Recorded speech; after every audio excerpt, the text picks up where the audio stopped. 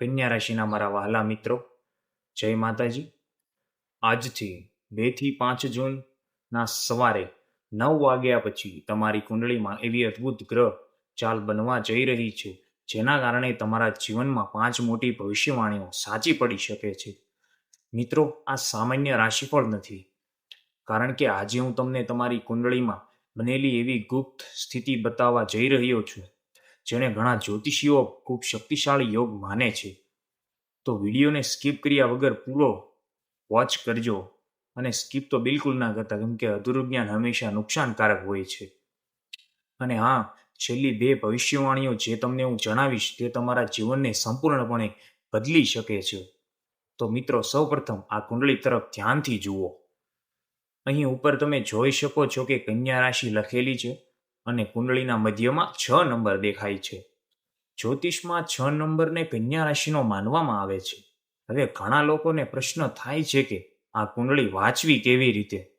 તો મિત્રો, સરળ ભાષામાં સમજાવું તો આ કુંડળીના દરેક ખાણાને ભાવ અથવા તો હાઉસ કહેવામાં આવે છે, અને દરેક ભાવ આપણા જીવનમાં અલગ અલગ ક્ષેત્ર બતાવે છે.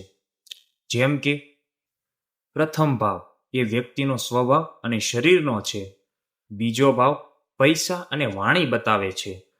ત્રીજો ભાવ હિંમત બતાવે છે. ચોથો ભાવ ઘર અને પરિવાર બતાવે છે.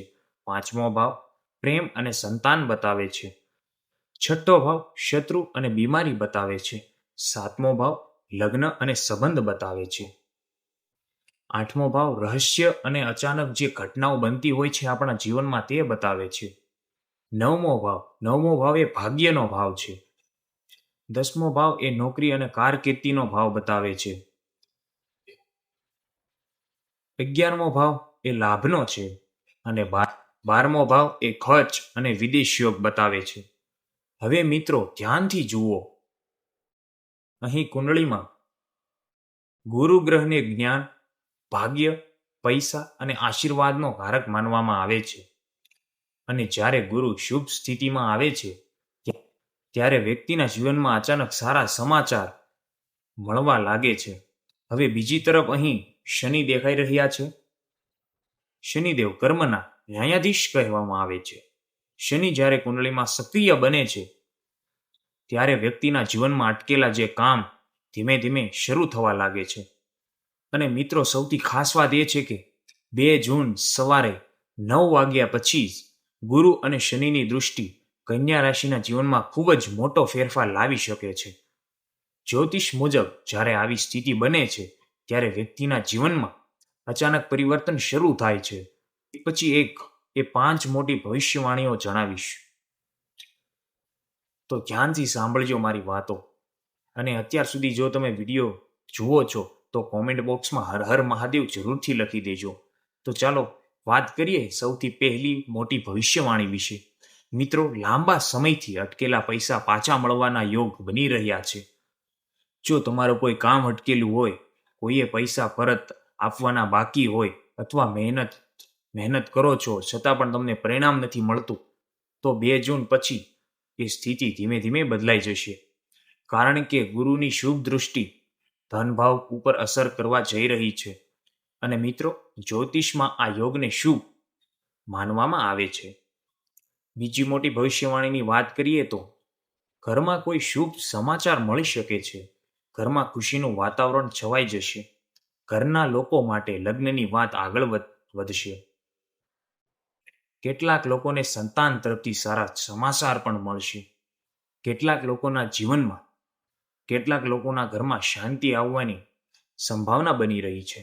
હવે મિત્રો, ત્રીજી ભવિષ્યવાણી ખૂબ જ ઇમ્પોર્ટન્ટ છે, તો ધ્યાનથી સાંભળજો. કોઈ ખાસ વ્યક્તિ ફરી સંપર્ક કરી શકે છે. ઘણા સમયથી જે વ્યક્તિ તમારી સાથે વાત નથી કરતી કે કરી રહ્યો, એ અચાનક ફરી સંપર્ક કરવા લાગશે. કેટલાક લોકોના જીવનમાં જૂનો મિત્ર પાછો આવી શકે છે, અને કેટલાક લોકોને પ્રેમ સંબંધમાં સુધારો જોવા મળી શકે છે. જ્યોતિષીય મુજબ ચંદ્રની સ્થિતિ ભાવનાઓ ઉપર અસર કરે છે, અને હાલમાં ચંદ્રની અસર કન્યા રાશિના લોકો માટે સંબંધોમાં પરિવર્તન લાવી શકે છે. હવે મિત્રો, ચોથી ભવિષ્યવાણી નોકરી અને કારકિર્દી સાથે જોડાયેલી છે. જે લોકો નોકરી શોધી રહ્યા છે તેમને સારા સમાચાર મળવાની શક્યતા બની રહી છે. અને જે લોકો પહેલેથી જ કામ કરી રહ્યા છે તેમને પ્રમોશન, નવી જવાબદારી અથવા કામમાં મોટો બદલાવ જોવા મળશે. 10મો ભાવ કારકિર્દીનો ભાવ માનવામાં આવે છે અને હાલમાં શનિની અસર આ ભાવને સક્રિય બનાવી રહી છે અને હાલમાં જેનાથી મહેનતનું ફળ મળવાનું શરૂ થઈ જશે. હવે મિત્રો, સૌથી મોટી અને છેલ્લી ભવિષ્યવાણીની વાત કરીએ તો આ ભવિષ્યવાણી ઘણા લોકોનું જીવન બદલાવી શકે છે. 2 જૂન સવારે 9 વાગ્યા પછી અચાનક તેજ થવાનું શરૂ થશે. ઘણા લોકો માટે અચાનક સારા અવસર આવી શકે છે. કેટલાક લોકોનું અટકેલું કામ પૂર્ણ થઈ શકે છે અને ઘણા લોકોના જીવનમાં નવી શરૂઆત થવાની સંભાવના બની રહી છે. મિત્રો, જ્યોતિષીય શાસ્ત્રમાં 9મો ભાગ એ ભાગ્યનો માનવામાં આવે છે. જ્યારે ગુરુની શુભ અસર 9મા ભાવ ઉપર પડે ત્યારે વ્યક્તિને ભગવાનનો વિશેષ આશીર્વાદ મળતો હોવાનું માનવામાં આવે છે.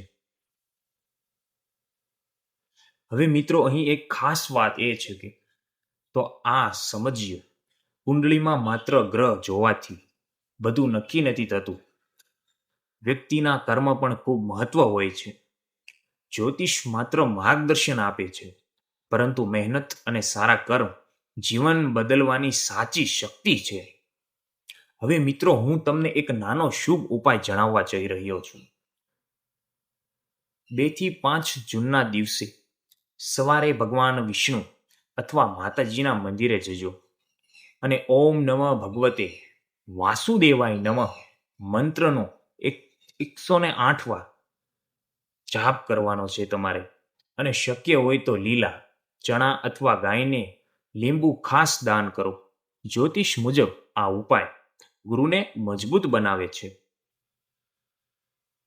અને જીવનમાં સકારાત્મક ઉર્જા લાવે છે. જો તમે પણ કન્યા રાશિના છો તો કોમેન્ટમાં જય માતાજી જરૂર લખો અને વિડીયો પસંદ આવ્યો હોય તો એક લાઈક, એક શેર અને ચેનલને સબસ્ક્રાઇબ કરવાનું બિલકુલ ભૂલતા નહીં. આપણી મહાદેવ વાસ્તુ ચેનલમાં 3000 સબસ્ક્રાઇબની ફેમિલી પૂરી થવા જઈ રહી છે.